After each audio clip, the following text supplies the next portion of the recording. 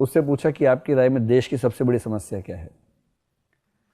बाकी सब बोलते हैं गरीबी है, बेरोजगारी है, अशिक्षा। उसने कहा सर देश की सबसे बड़ी समस्या ये है कि देश समस्या दूर नहीं करना चाहता, ये मूल समस्या है।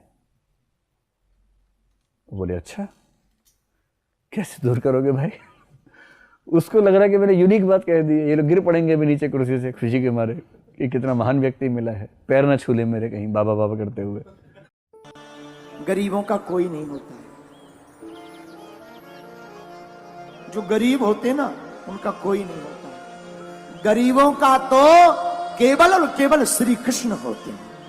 देखिए भैया, भारत तो बहुत अमीर है लेकिन भारत के निवासी गरीब हैं। भारत में गरीबी क्यों है इसको निम्न चरणों में समझिए। जैसे ही कोई नेता चुनाव के समय वोट मांगने आएगा, हम उससे पता क्या बोलते हैं? ये बोलते हैं मैं गरीब हूँ। और नेता हमसे कहता है वादा करते समय, बाबू भैया पैसा ही पैसा होगा। फिर यही नेता चुनावी भाषण करेगा, हम डबल इंजन की सरकार, हम फलानी इंजन की सरकार, और सरकार को इतनी तेज ले जाएंगे, इतनी तेज और तेज। और जब चुनाव खत्म हो जाते हैं, सरकार चलाने का मौका आता है, तो ये सरकार ऐसी निकलती है, ये चलती है, इतनी तेज चलती है सरकार। और फिर जब हम सरकार से पूछते हैं कि भैया विकास हो रहा है कि नहीं हो रहा है, पत्रकारों से पूछते हैं विकास हो रहा है कि नहीं हो रहा है, तो पत्रकार बोलते हैं ना हो रहा है विकास। जितना भी विकास हो रहा है I will do not get only for tax, सिर्फ दारू में ही हो रहा है। और फिर जब इस प्रकार का विकास होगा, इसीलिए तो कहते हैं कि हम गरीब हैं क्योंकि हम गरीब हैं। समझो इस चीज को। ये दुख का खत्म नहीं होता बे। गरीबी कितना बड़ा अभिशाप है, क्योंकि हम लोग गरीबी पे बात कर रहे थे। कई लोग कहते हैं कि संसार का सबसे बड़ा दुख गरीबी है। आप मानते हैं? बचपना अगर गरीबी में बीता है तो कोई दुख की बात नहीं है, जवानी लेकिन बाप का बुढ़ापा अगर गरीबी में बीत गया तो धिक्कार है। कोई आदमी अंधा पैदा हो जाता है, कोई आदमी गरीब पैदा हो जाता है। क्या कारण है कि कोई सोने की चम्मचें लेकर पैदा होता है? थोड़ा जटिल है, और जटिल हो गया इस सदी के कारण। इतना जटिल नहीं था, इतना जटिल नहीं था, क्योंकि गरीबी अमीरी बहुत सीधी सीधी बातें थी, और साफ था कि गरीब गरीब है अपने कर्मों के कारण, अमीर अमीर है अपने कर्मों के कारण। इसमें सच्चाई है, इसमें सच्चाई है, क्योंकि हम गरीब होने का संस्कार भी अर्जित करते हैं। लेकिन गरीब होने का संस्कार बड़ी बात है, सिर्फ धन से उसका संबंध नहीं, और बहुत सी चीजों से संबंध है। जटिलता इसलिए है कि अब तक जब भी हम गरीब आदमी के बाबत सोचते थे, तो अतीत में गरीब आदमी का मतलब था जिसके पास धन नहीं है, एक ही मतलब था। लेकिन अब जमीन पर विज्ञान ने बहुत धन पैदा कर लिया। 150 वर्षों में निर्धन आदमी जमीन पर कोई भी नहीं होगा। तब गरीब के नए अर्थ शुरू हो जाएंगे। गरीब नहीं मिटेगा, सिर्फ उससे धन का जो जोड़ था वो मिट जाएगा। गरीब के नए अर्थ शुरू हो जाएंगे। कोई आदमी बुद्धि में गरीब होगा, कोई आदमी स्वास्थ्य में गरीब होगा, कोई आदमी सौंदर्य में गरीब होगा। ध्यान रखें, धन तो मनुष्य जाति का इतने दिनों का जो श्रम है उसके परिणाम में सबको उपलब्ध हो जाएगा। लेकिन तब सूक्ष्मतम दरिद्रताएं प्रकट होनी शुरू हो जाएंगी। जब स्थूल दरिद्रताएं मिटती हैं तो सूक्ष्म दरिद्रताएं शुरू हो जाती। जब सबके पास धन बराबर होता है तो धन की तो बात समाप्त हो गई। लेकिन तब बुद्धि, प्रतिभा, गुण, उनकी दीनता करने लगती। दरिद्रता बड़ा शब्द है, उसकी अभिव्यक्तियां बहुत हो सकती हैं। अब तक जो बड़ी से बड़ी अभिव्यक्ति थी वो धन की थी, भविष्य में जो बड़ी अभिव्यक्ति है वो गुण की होगी। लेकिन ये जारी रहेगा, क्योंकि हम अलग अलग कर्म से अलग अलग संस्कार अर्जित करते हैं। कुछ लोग दरिद्र होने की आदत लेके पैदा होते हैं, कुछ लोग समृद्ध होने की आदत लेके पैदा होते हैं। जो लोग समृद्ध होने की आदत लेकर पैदा होते हैं उनको भिखारी भी बना के रास्ते पर खड़ा कर दो तो भी उनकी चाल में सम्राट की रौनक होगी। जो लोग दरिद्र होने की आदत लेकर पैदा होते हैं, देखो बड़े बड़े महलों में भी बैठ के उनसे ज्यादा दरिद्र आदमी खोजना मुश्किल हो जाए। कंजूस आदमी वो है जो दरिद्र होने की आदत लेकर पैदा हुआ है। धन भी उसके पास आ जाए तो उसको खर्च नहीं कर पाता। धन तो मिल भी सकता है समाज की व्यवस्था से, लेकिन खर्च करने की जो आदत है, उसे धन को भोग लेने की जो आदत है, वो बहुत गहरा संस्कार है। तो एक आदमी को आप धनी बना दें और आप अचानक पाएंगे कि इतना दरिद्र वो पहले नहीं था जितना आप हो गया। अक्सर ऐसा होता है कि गरीब आदमी कंजूस नहीं होते, क्योंकि जब बचाने को ही कुछ नहीं होता तो क्या बचाना। एक गरीब आदमी को थोड़े रुपए दे दें, और जिसको भारत में हम बहुत दिन से जानते हैं, हम कहते रहे 99 का चक्कर। एक आदमी को 99 रुपए दे दें, अब उसकी एक ही इच्छा होगी कि कैसे 100 हो जाए। ये इच्छा बड़ी स्वाभाविक है। और उसको आज जो 1 रुपया मिलेगा, वो आज भूखा सो जाना चाहेगा, 100 कर लेना चाहेगा। लेकिन जब एक दफा मन को 99 से 100 करने का रस लग जाता है, तो फिर 100 से 1 करने का, फिर 1 से 2 करने का वो रस बढ़ता चला जाता है। पुरानी कथा है पंचतंत्र में, एक सम्राट सदा अपने नाई से पूछता था कि तू इतना प्रसन्न कैसे है, तेरे पास कुछ भी नहीं है। और नाई कहता कि मुझे जो आप दे देते हैं उतना बहुत है, सांझ गुजर जाती है, दिन गुजर जाता है, दूसरे दिन फिर सुबह आपकी सेवा कर जाता हूं, मालिश कर जाता हूं, बाल बना जाता हूं, जो मिल जाता है वो दिन भर के लिए काफी। फिर अचानक एक दिन सम्राट ने देखा कि नाई उदास है, और नाई बड़ा बेचैन है और लगता है रात भर सोया नहीं। तो सम्राट ने पूछा कि आज तेरे हाथों में ताकत नहीं मालूम पड़ती, और रात तू सोया नहीं, ऐसा लगता है तेरी आंखों में नींद है, कहीं तू भी 99 के चक्कर में तो नहीं पड़ गया। उस नाई ने पूछा आपको कैसे पता चला? उसने कहा कि पागल, तू झंझट में मत पड़ना, ये मेरे वजीर की करतूत है, कल उससे मेरा विवाद हो गया। और मैंने कहा कि नाई बड़ा शांत संयमी आदमी, उसने कहा कि कुछ मामला नहीं, सिर्फ 99 उसके पास नहीं। तो उसने मुझसे कहा था आज रात जाके मैं 99 की एक थैली उसके घर में फेंकाऊंगा, सुबह देख लेना। तू पड़ गया झंझट में। तू रात भर क्या सोचता रहा? वो बोला कि मैं रात भर यही सोचता रहा कि 100 कैसे हो जाए। रात को मैं सो ही नहीं सका, पहली रात में नहीं सो सका, और कभी मेरे पास कुछ नहीं होता था, मैं मजे से सोता था। ये 99 ने ठीक 100 का ख्याल दे दिया। ये वैसे ही जैसे दांत टूट जाए और जीभ वहीं वहीं जाने लगे। वो जो 100 है वो खाली गड्ढा है, जीभ वहीं वहीं जाने लगी। रात भर सो नहीं सका। सम्राट ने कहा अगर तू समझ तो वो 99 की थैली फेंक देनी, तू मरेगा दुख में। हम मरी रहे हैं पहले से, हमारी तरफ देख, 100 होने से कुछ भी ना होगा। 99 होना खतरा है, 100 होने से कुछ भी ना होगा। फिर एक दफा यात्रा शुरू हो गई तो तू मुश्किल में पड़ जाए। लेकिन उस नाई ने कहा महाराज एक दफा तो जीवन में मौका मिला, 100 तो कर लेने दे। लेकिन उस दिन के बाद नाई कभी सुखी नहीं हो सका, कोई भी नहीं हो सकता। होता क्या है, लोग आदत लेके पैदा होते हैं, परिस्थिति मौका बनती उस आदत के प्रकट होने का या रुक जाने का। धन अब तक परिस्थिति में कम था, इसलिए कुछ लोग गरीब थे, कुछ लोग अमीर थे धन के लिहाज से, और इस वजह से दूसरी गरीबियां दिखाई ही नहीं पड़ती थी। अब दुनिया मुसीबत में पड़ेगी क्योंकि धन की गरीबी परिस्थिति से मिटी जा रही है, मिट जाएगी, और तब आपको पहली दफा पता चलेगा कि और भी गरीबियां हैं जो धन से बहुत गहरी। वैज्ञानिक कहते हैं कि 5% लोग ही केवल प्रतिभाशाली होते हैं, केवल 5%। और ये प्रयोग हजारों तरह से किया गया, और ये प्रतिशत 5 से ज्यादा कभी नहीं होता। इसे थोड़ा आप समझें, ये केवल मनुष्यों तक सीमित नहीं है, जानवरों में भी 5% जानवर कुशल होते हैं, शेष 95% से। जो कबूतर चिट्ठी पत्री पहुंचा देते हैं वो 5% कबूतर हैं, 95% नहीं पहुंचा सकते। और अनेक प्रयोग से ये बड़ी हैरानी की बात हुई कि 5% मालूम होता है कोई वैज्ञानिक नियम है प्रकृति में। जैसे कि 100 डिग्री पे पानी गर्म होता है, ऐसे 5% प्रतिभा होती है।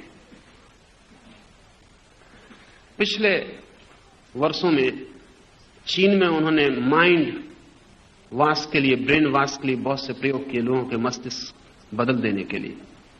कोरियाई युद्ध के बाद चीन के हाथ में जो अमेरिकन सैनिक पड़ गए थे, उन्होंने लौट के जो खबरें दी उसमें एक खबर यह भी है। उन्होंने ये खबरें दी कि चीनियों ने सबसे पहले तो इसकी फिक्र की कि हम में प्रतिभाशाली कौन कौन है, और तब उन्होंने 5% लोगों को अलग कर लिया। अगर 100 कैदी पकड़े तो उन्होंने पहले 5 प्रतिभाशाली लोगों को अलग कर लिया। और चीनियों का कहना है कि 5 प्रतिभाशाली लोगों को अलग कर लो, 95 को बदलने में कोई दिक्कत ही नहीं होती।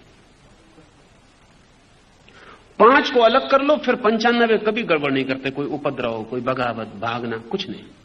5 को अलग कर लो, 95 के ऊपर पहरेदार रखने की भी कोई जरूरत नहीं। वो 5 हैं असली उपद्रवी। अगर वो 5 वहां रहे तो झंझटें जारी रहेंगी, भागने की चेष्टा होगी, बगावत होगी, कुछ उपद्रव होगा। और अगर वो 5 मौजूद रहे तो वो 5 जो हैं लीडर्स हैं, वो नेतृत्व है उनके पास। उनकी मौजूदगी में आप बाकी को भी नहीं बदल सकते, बाकी सदा उनके पीछे चलेंगे। उनके 5% को अलग कर लो, वो 95% बिल्कुल ही खाली हो जाते। उनकी जगह किसी को भी रख दो, वो उनका नेतृत्व स्वीकार कर लेंगे। ये केवल आदमियों में होता तो हम सोचते शायद आदमी की समाज व्यवस्था का परिणाम। वैज्ञानिकों ने चूहों पर प्रयोग किए हैं, खरगोशों पर प्रयोग किए हैं, भेड़ों पर प्रयोग किए हैं, वो 5%। आपने सुना ना, भेड़ें कतार बांध के चलती हैं, लेकिन किसी के तो पीछे चलती हैं। 5% भेड़ें आगे भी चलती, सभी भेड़ें पीछे नहीं चलती। 5% भेड़ें आगे भी चलती। वो 5% भेड़ों को अलग कर लो, बाकी झुंड एकदम क्योटिक हो जाता है, उसकी कुछ समझ में नहीं आता अब क्या होगा। जो लोग जू में काम करते हैं, अजायब घरों में काम करते हैं, जहां बड़े बड़े लंदन या मास्को में जहां बड़े बड़े अजायब घर हैं, उन अजायब घरों में काम करने वाले लोगों को पता है कि जब भी नए बंदर आते हैं तो उनमें से 5% तत्काल अलग कर लेने होते हैं। वो लीडर्स, पॉलिटिशियंस, उनको अलग कर लेने, वो उपद्रव मचा देंगे। उनको अलग कर लेने के बाद बाकी सब डोसायल, बिल्कुल अनुशासन मान लेते। इससे भी बड़ी मजे की बात जो है वो ये पता चली है कि जेल खानों में जो अपराधी हैं, राजधानियों में जो राजनीतिज्ञ हैं, मंदिरों में, चर्चों में, गिरजाघरों में जो पुरोहित हैं, यूनिवर्सिटीज में, विश्वविद्यालयों में, कॉलेजों में जो पंडित हैं, ये 5% है सब मिला के। ये जरा जटिल बात है, क्योंकि एक लंदन के जू में प्रयोग किया जा रहा था कि अगर बंदरों को ठीक से भोजन, ठीक से सुविधा, उनको कोई अड़चन न दी जाए, जगह दी जाए, तो वो जो 5% प्रतिभाशाली लोग हैं वो बाकी शेष बंदरों को अनुशासित रखने में सहयोगी होते हैं, उनको गड़बड़ नहीं करने देते। वो 5% नेतृत्व ग्रहण कर लेते। अगर तकलीफ दी जाए, भोजन कम हो, सुविधा कम हो, अड़चन हो, तो वो 5% क्रिमिनल हो जाते हैं, अपराधी हो जाते हैं, और वो 5% बाकी को उपद्रव करवा के हड़ताल या कुछ न कुछ करवाते हैं। वैज्ञानिकों का यह कहना है कि अपराधी और राजनीतिक एक ही सिक्के के 2 पहलू हैं। इसलिए आप कभी देखें, जब तक राजनीतिक ताकत में नहीं होता तब तक वो हड़ताल करवाता है, जब वो ताकत में हो जाता तब वो हड़ताल तोड़वाता है। बड़ी मजे की बात। ये वही बंदर वाला नियम, उसमें कुछ फर्क नहीं है। जब तक राजनीतिक ताकत के बाहर है तब तक वो सब तरह के उपद्रव को क्रांति कहता है। जब वो ताकत में आ जाता सब तरह की क्रांति को उपद्रव कहता है। जब वो ताकत में होता है तब वो कहता है कि लोग अपराधी हैं जो उपद्रव कर रहे हैं। जब वो ताकत के बाहर होता तब वो कहता है कि लोग बगावती हैं, विद्रोही हैं। उसकी भाषा बदल जाती है। ताकत में आते से वो अनुशासन की बात करता है और वो कहता है अगर अनुशासन रहेगा तो सुख शांति सब आ जाएगी। ताकत के बाहर कर दो कि वो कहता है बगावत चाहिए, क्रांति चाहिए, बिना क्रांति के कुछ भी नहीं हो सकता, क्रांति से ही सुख आएगा। लेकिन चाहे अपराधी हो चाहे राजनीतिक हो, ये 5% ही है मनुष्य के पास। आदमियों को छोड़ दें, पशुओं को छोड़ दें, जिन लोगों ने वनस्पति पर बहुत जीवन भर प्रयोग किए हैं, वो कहते हैं कि अफ्रीका के जंगल में भी जो वृक्ष सारे परेशानी संघर्ष को पार करके जंगल के ऊपर उठकर सूरज तक पहुंच जाते हैं, उनकी संख्या 5% है।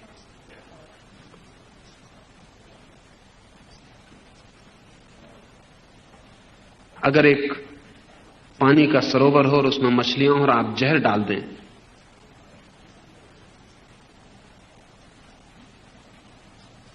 तो 5% मछलियां ही हैं जो उस जहर से बचने की चेष्टा करती हैं,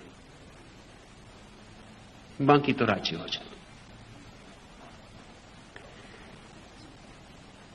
आपके शरीर में जब कोई बीमारी प्रवेश करती है तो आपके शरीर के सेल्स में भी 5% ही हैं जो उसको रेसिस्ट करते, उसको लड़ते। अगर वो 5% अलग कर दिए जाए आपके शरीर में, फिर कोई रेसिस्टेंस, कोई अवरोधक शक्ति नहीं रह जाती, तब कोई भी बीमारी प्रवेश कर सकती। गरीबी मिटानी बड़ी मुश्किल बात है। वो 5% किसी ना किसी अर्थ में अमीर होंगे ही। अर्थ बदल सकते हैं, कभी उनकी अमीरी मकान की होगी, कभी उनकी अमीरी ताकत की होगी, कभी उनकी अमीरी ज्ञान की होगी, कभी उनकी अमीरी काव्य की, कला की होगी, लेकिन एक हिस्सा अमीर होगा, एक हिस्सा गरीब होगा। गरीबी और अमीरी का यह संदर्भ अगर ख्याल में रहे तो समाजवाद या साम्यवाद से संस्कार और कर्म के सिद्धांत में कोई अंतर नहीं पड़ता है। हम बदल सकते हैं, परिस्थिति बदल सकते हैं, लेकिन व्यक्ति के भीतर की जो क्षमताएं हैं उन्हें बदलना आसान नहीं। उन्हें व्यक्ति ही जब बदलना चाहे तब बदल सकता है।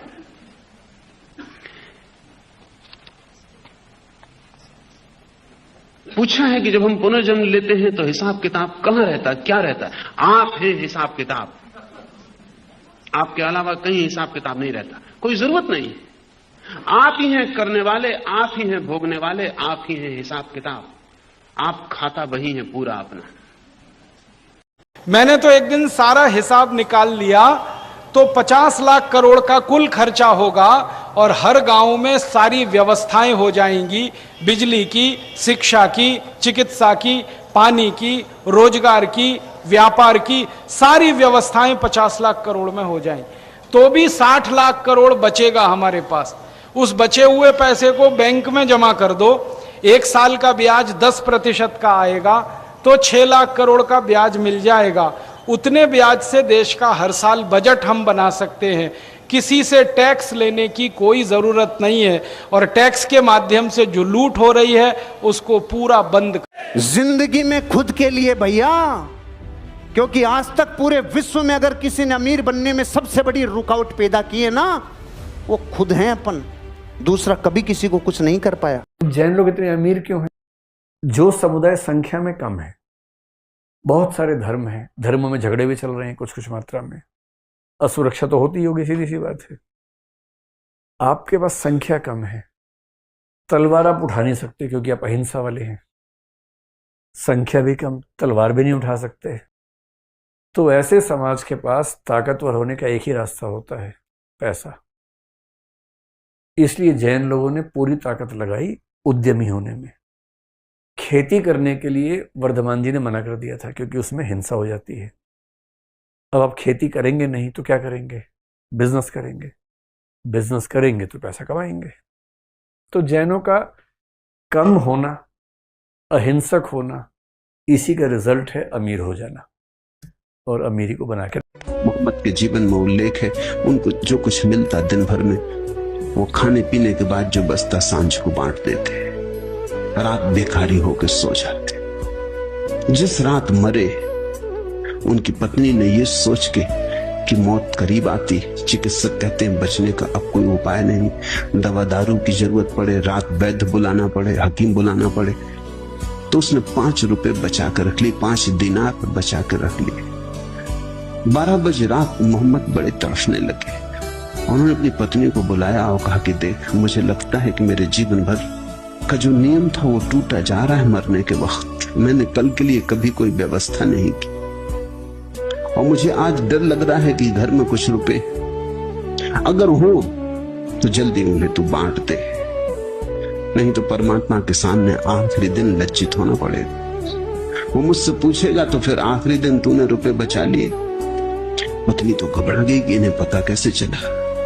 उसने जल्दी से 5 दिनार जो बचाए थे निकाल के दे दिए कि क्षमा करें, मुझसे भूल हो गई, मैं तो ये सोच के कि रात बेरात आधी रात जरूरत पड़ सकती, फिर मैं कहां मांगूंगी। तो मोहम्मद ने कहा पागल, जिसने हर बार दिया, हर दिन दिया, इतने दिन तक दिया, कभी हम भूखे मरे, कभी जरूरत पूरी नहीं हुई, ऐसा हुआ? जो सुबह देता है शाम देता है, वो आधी रात ना दे सकेगा? तू जरा दरवाजे पे तो जाके देख, वहां एक भिखारी खड़ा है, वो कहता मुझे 5 दिनार की जरूरत है। वो 5 दिनार उस भिखारी को दे दिए गए। मोहम्मद ने कहा देख, लेने भी वही आ जाता है, देने भी वही आ जाता है, हम नाहुक चिंता खड़ी कर लेते, फिर चिंता में बंधते हैं, फिर बंधन से पीड़ित होते और चिल्लाते। अब मैं निश्चिंत हुआ, अब मैं उसके सामने सिर उठा के खड़ा हो सकूंगा कि तू ही मेरा एकमात्र भरोसा था, तेरे अलावा मैंने भरोसा और किसी चीज में न रखा। जिसका परमात्मा में भरोसा है उसको फिर कोई बंधन नहीं। जैसे ही रुपए बांट दिए, मोहम्मद हंसे और उन्होंने कहा अब सुबह हुआ, अब ठीक घड़ी आ गई, अब मैं निश्चिंत जा सकता हूं। चादर उन्होंने अपने मुंह पे डाल ली और कहते हैं प्राण उड़ गए। पत्नी ने चादर उघाड़ी, वहां तो लाश पड़ी थी, मोहम्मद जा चुके थे। जैसे वो 5 दिनार आए थे, जैसे उनके कारण वो बेचैन हो गए, बोझ था, बंधन था। निर्धन कहे धनवान सुखी, धनवान कहे सुख राजा को भारी, राजा कहे चक्रवर्ती सुखी, चक्रवर्ती कहे सुख इंद्र को भारी, इंद्र कहे श्री राम सुखी, श्री राम कहे सुख संत को भारी, संत कहे संतोष में सुख, बिना संतोष सब दुनिया दुखारी।